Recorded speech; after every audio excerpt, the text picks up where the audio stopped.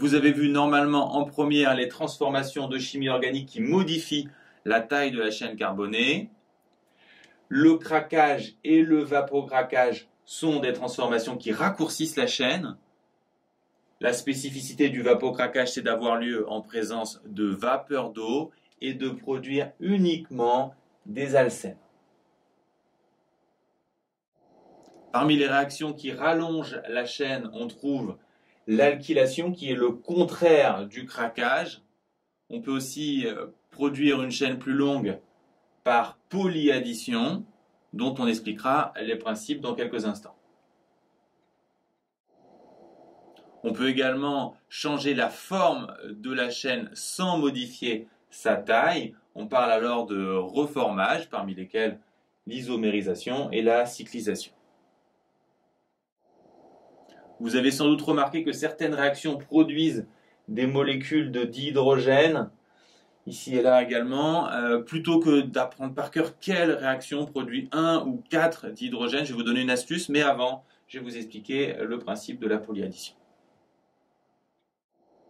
Regardons avec 3 alcènes. Dans une polyaddition, un amorçage va lancer une réaction en chaîne. L'amorçage casse cette double liaison pour former une liaison entre ces 2 alcènes. La conséquence, c'est que ce carbone ici portera 2 plus 3, 5 liaisons. Il sera donc instable. Cette double liaison va passer ici. Elle va donc raccrocher ces 2 molécules et ainsi de suite.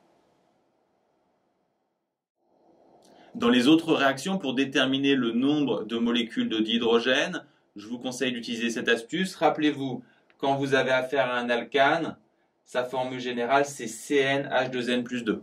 Pourquoi? Parce que chaque carbone porte 2 hydrogènes, sauf les 2 aux extrémités, donc plus 2.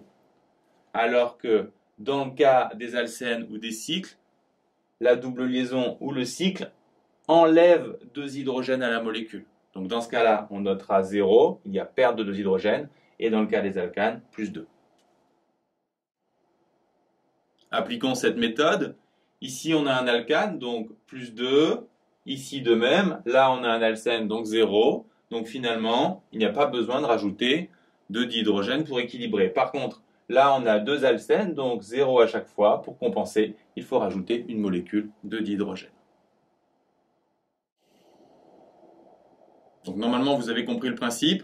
Donc là, alcane plus 2, alcène 0, alcane plus 2. Il n'y a pas besoin de compenser. Reformage pour l'isomérisation, plus 2 ici, plus 2 là. Pas besoin de compenser non plus. Alors que pour la cyclisation, ici, vu qu'on a un cycle, c'est 0. Donc il faut, pour compenser, rajouter une molécule de dihydrogène.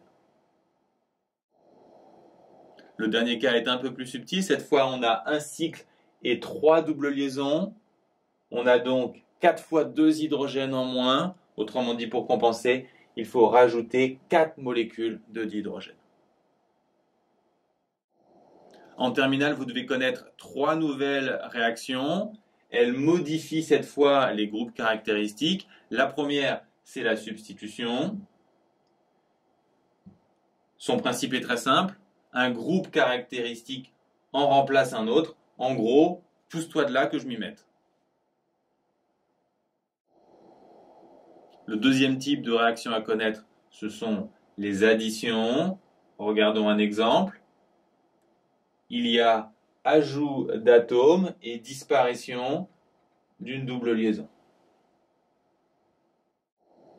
Bon, l'élimination, c'est très simple, c'est le contraire. Autrement dit, il y a ajout d'une double liaison et élimination d'atomes. En général, au bac, vous êtes interrogé sur une de ces 3 réactions.